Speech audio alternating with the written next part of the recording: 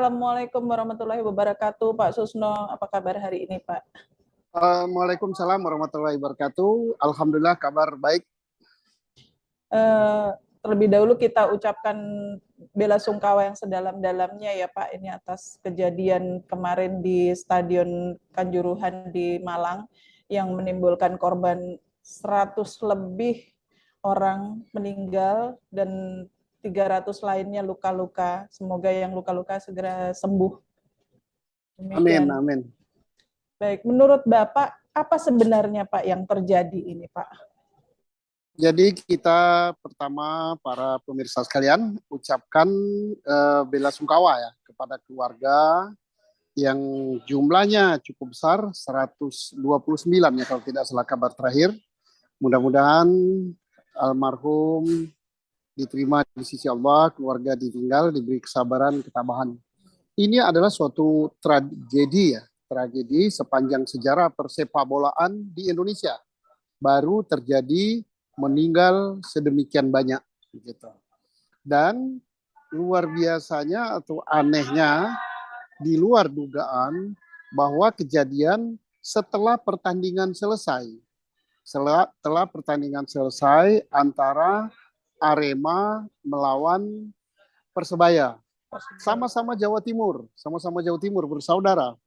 Dan kejadian kalau dua kesebelasan ini bertemu, sering sekali terjadi keributan.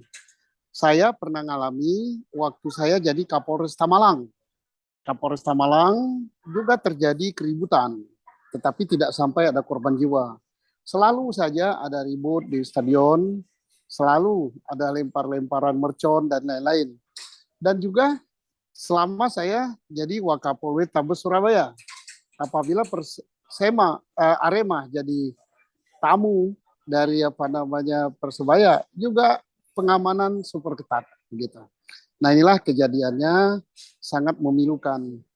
Yang saya ketahui hanya lewat siaran televisi gitu, media, baik lewat TV konvensional maupun lewat YouTube gitu. Jadi hanya itu, sepantas itu yang saya ketahui gitu. Dari berita online yang saya baca, Pak, ada dugaan bahwa penyelenggara ini mencetak tiket lebih dari kapasitas stadion yang seharusnya. Apakah ini bisa menjadi satu sebab?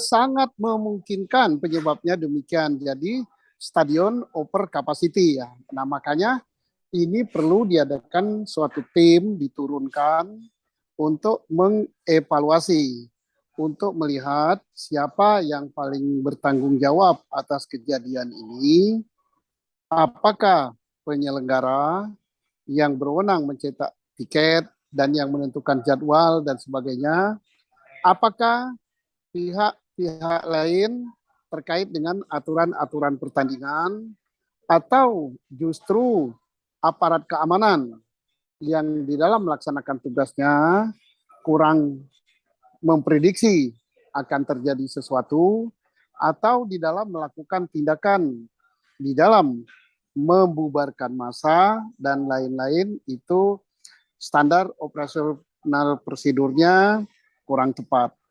Tapi saya sendiri belum bisa mengambil suatu kesimpulan atau penilaian apapun juga, karena saya tidak berada di lokasi dan hanya mengetahui dari pemberitaan media. Mudah-mudahan dari tim yang diturunkan baik oleh Mabes Polri ataupun tim gabungan ya, yang dari PSI, Indo Organisasi Persepak Bolaan, ataupun dari aparat keamanan, mungkin dari pemerintah daerah, dari Menteri Pemuda dan Olahraga, akan menemukan suatu benang merah gitu, atau titik-titik yang terang untuk mengetahui apa penyebabnya. Mengetahui apa penyebabnya bukan berarti untuk memojokkan sesuatu pihak atau sesuatu institusi, tetapi untuk evaluasi agar ke depan kejadian yang memilukan, yang menyedihkan, yang merupakan noda hitam di dalam persepak bolaan Indonesia ini tidak terulang. Seperti yang Bapak sampaikan tadi kan bahwa ini sebenarnya kedua klub ini seperti musuh bebuyutan gitu ya Pak ya, bahkan dimulai dari sejak Bapak bertugas di Malang pun ini sudah pernah terjadi, hanya kadar kerusuhannya atau keramaiannya tidak setragis yang sekarang ini. Artinya kan dalam menyusun SOP harusnya sudah lebih detail ya Pak, Nah, bisa ya, diantisipasi maksud saya.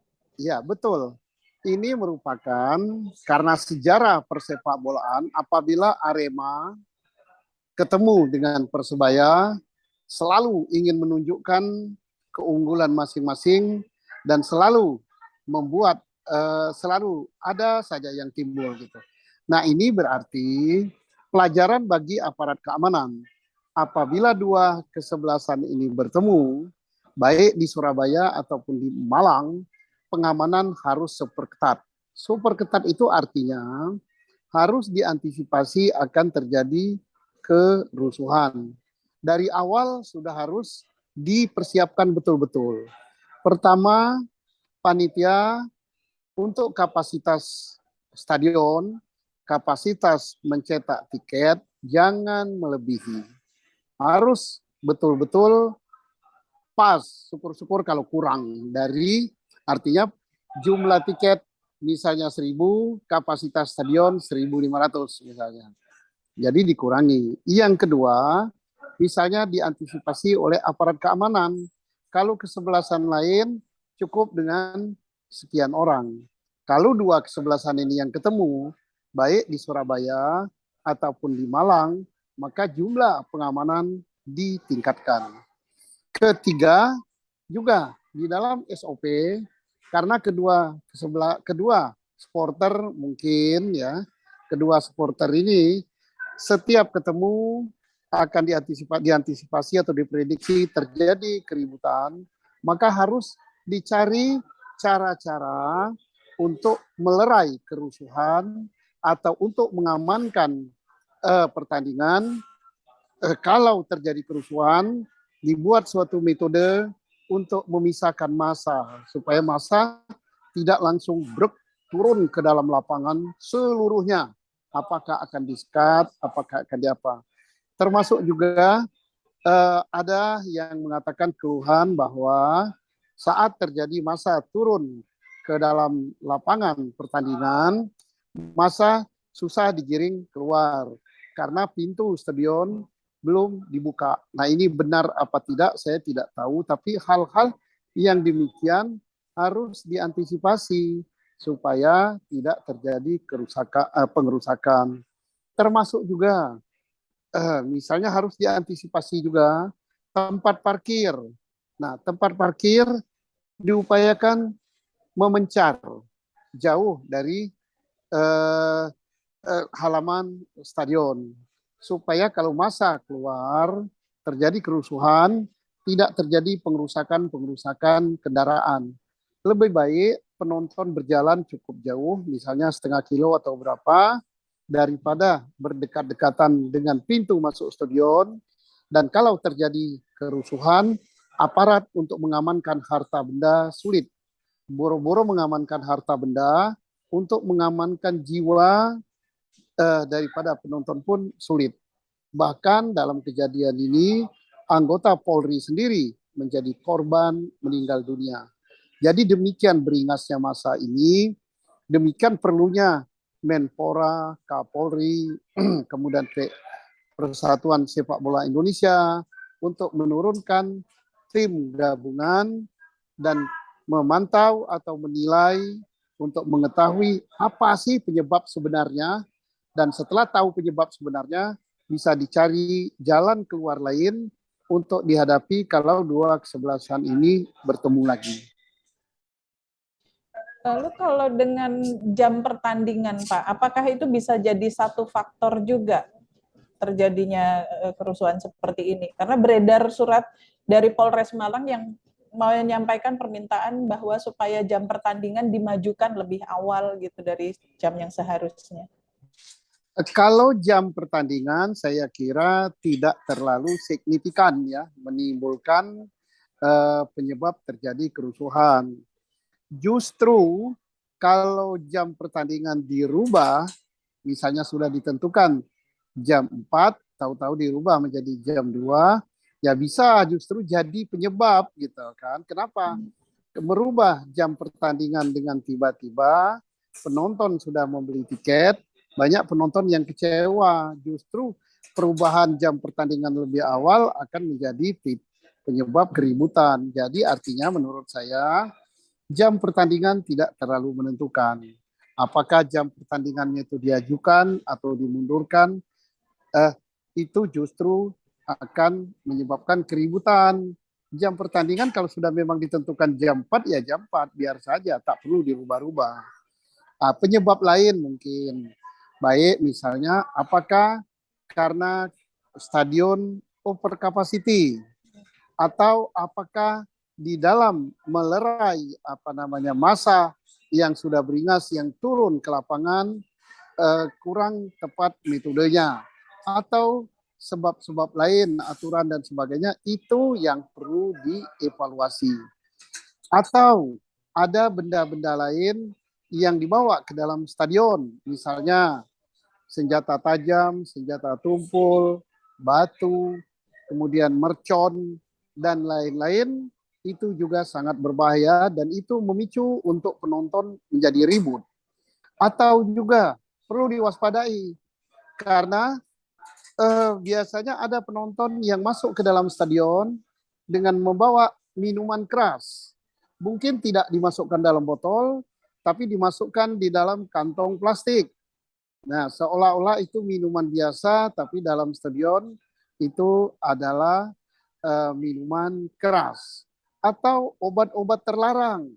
Jadi, lebih bagus kalau pertandingan dimulai jam 4, stadion sudah dibuka lebih awal dan pintu yang dibuka lebih banyak supaya pemeriksaan terhadap para penonton bisa lebih teliti dan diumumkan dengan jelas dilarang membawa minuman keras, dilarang membawa senjata tajam, dilarang membawa obat terlarang, dilarang membawa benda-benda yang tidak berguna seperti batu, kayu, dan lain-lain.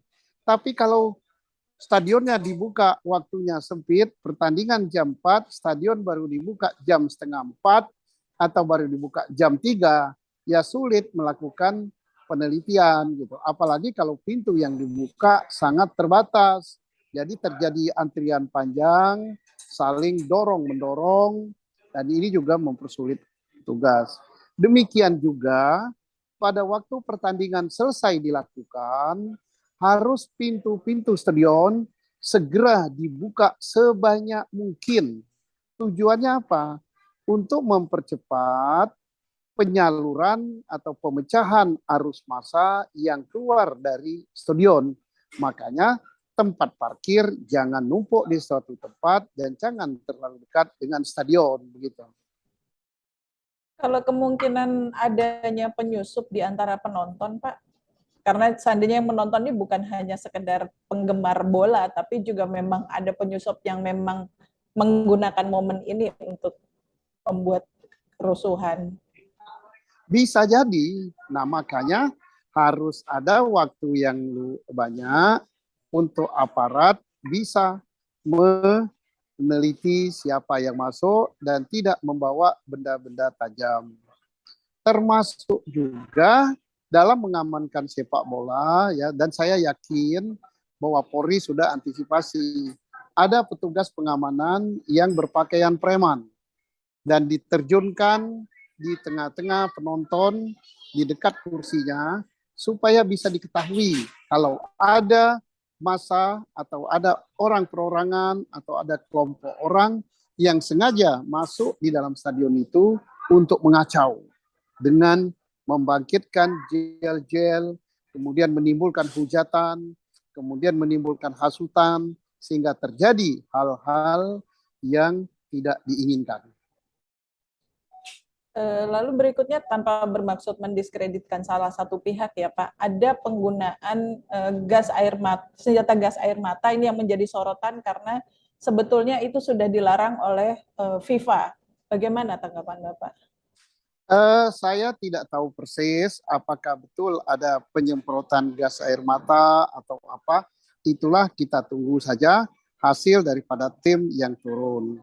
Nah, saya kira Mabes Polri, Pak Kapolri sudah merintahkan aparatnya turun yang akan menilai persis dari segi keamanan. Artinya dari segi standar operasional prosedur, dari segi jumlah personil, dari segi strategi, dan dari segi alat peralatan yang digunakan.